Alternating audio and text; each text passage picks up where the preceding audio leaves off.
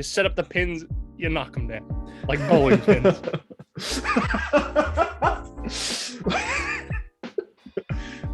Rip Gift of Gab, the obituary video is coming out soon. Hello, and welcome back to the Review Hour on Hoops Variety Hour. Today, Cole and I will be reviewing the fourth installment of Star Wars Visions, made by Kinema Citrus. This episode is called The Village Bride. Sorry. We'll continue on. What did you disregard that.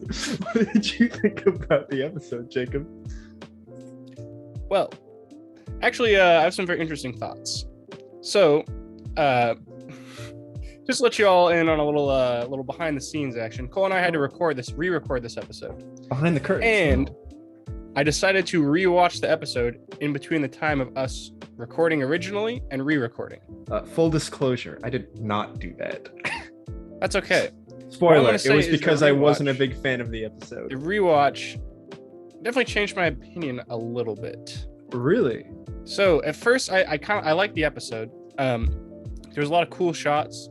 I like the background shots. The world they were in, I thought was very cool. Totally, the background art was amazing.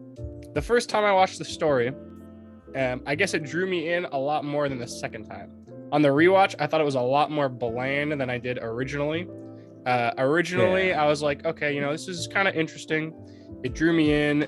It held my attention for the time. I thought the mini plot of the 15 minutes was cool, and then it was kind of over, and I was okay with that. The second time through, I was like, yeah, this is bland. It's not a whole lot of surprises. It is what it is. Yeah, you kind of expect everything that's going on. They set it up where it's like you set up the pins, you knock them down like bowling pins.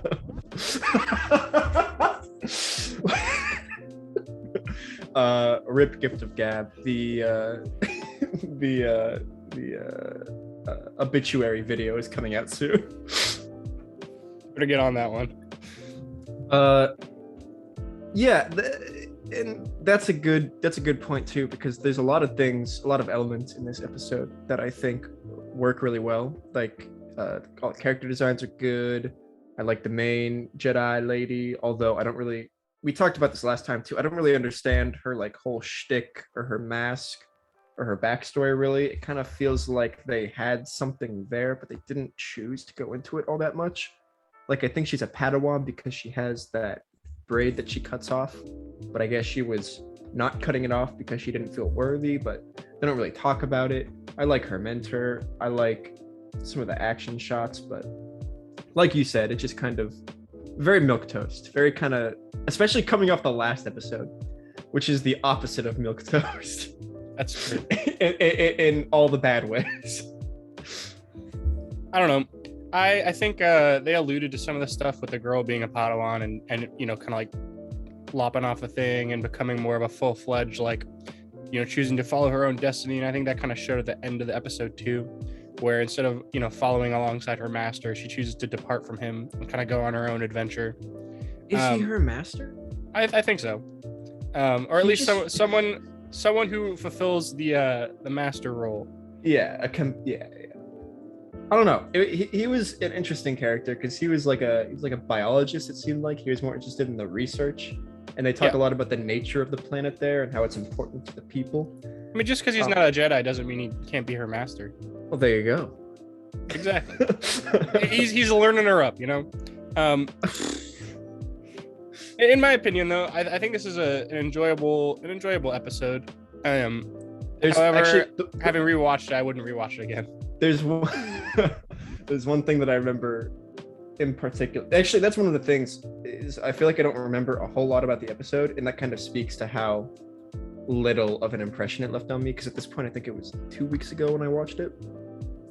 But the one thing I do remember is when master biologist man with the big helmet bucket mask, he's sniping everyone from atop the cliff face during the climax, and there is one point where every single enemy sees him and they all point their guns at him at the same time. He stands up from behind his cover, like is assessing the situation as bullets just fly by him. And it was one of the most classic examples of Stormtrooper aim I've ever seen. It was It Well, felt a Cole, little don't you know tongue-in-cheek to me. It's the force.